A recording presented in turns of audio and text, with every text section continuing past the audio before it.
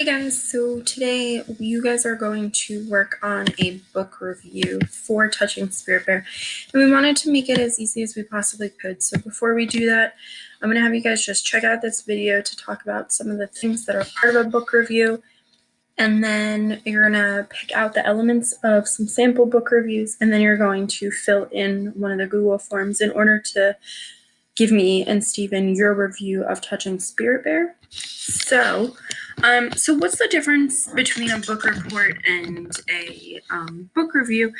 So book reports are typically going to focus on the plot of a story. And so we're not asking you to write us a book report. We're asking you to write a review.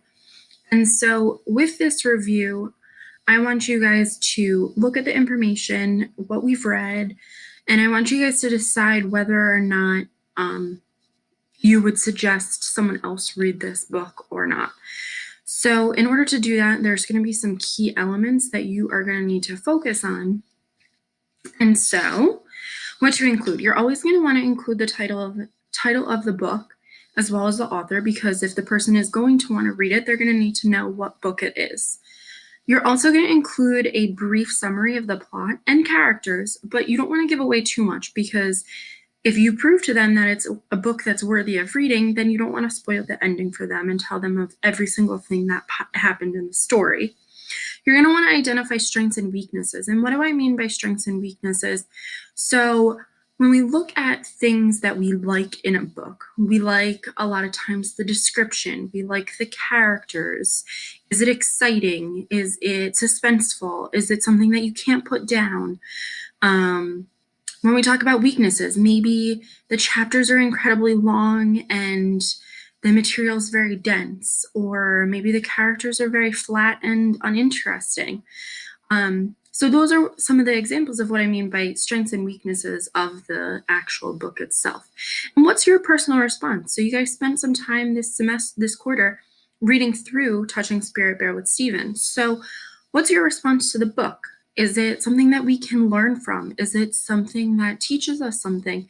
Did you enjoy the book to the point that you couldn't wait to come to English class? Or did you dread coming to English class because you hated reading Touching Spirit Bear so much? Those are questions that you want to ask when you're kind of identifying your personal response. Maybe you were able to identify with a character and, that made the book more meaningful to you. Then you want to identify a suggested audience. And so what is a suggested audience? Do you guys think that Touching Spirit Bear would have been a book that would be appropriate for a third grader or a fourth grader?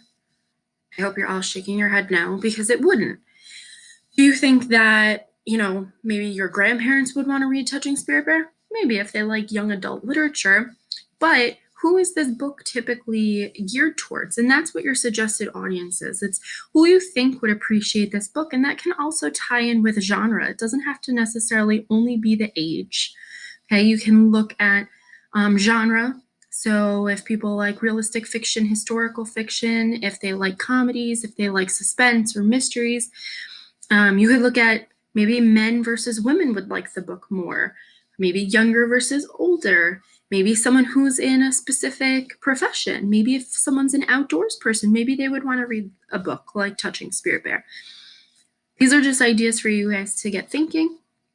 And a rating. So oftentimes you might see I give it a 5-star, I give it 4 stars, typically 5 stars being the best read.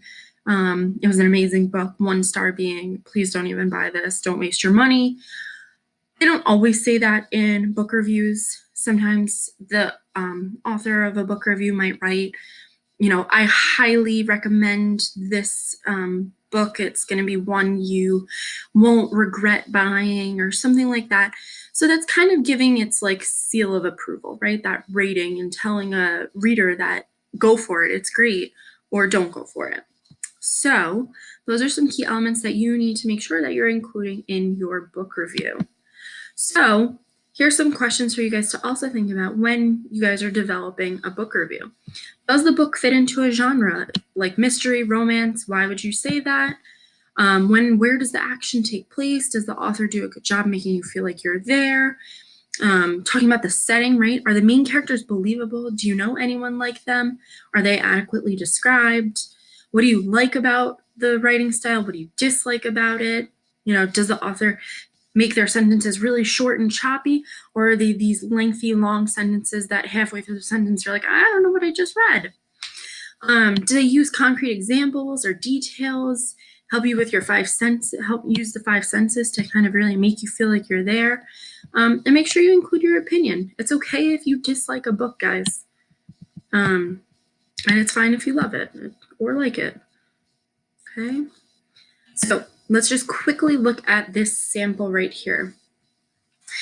So my favorite book of this year was All I Want Is Everything, a Gossip Girl novel by Cicely von Ziegesar.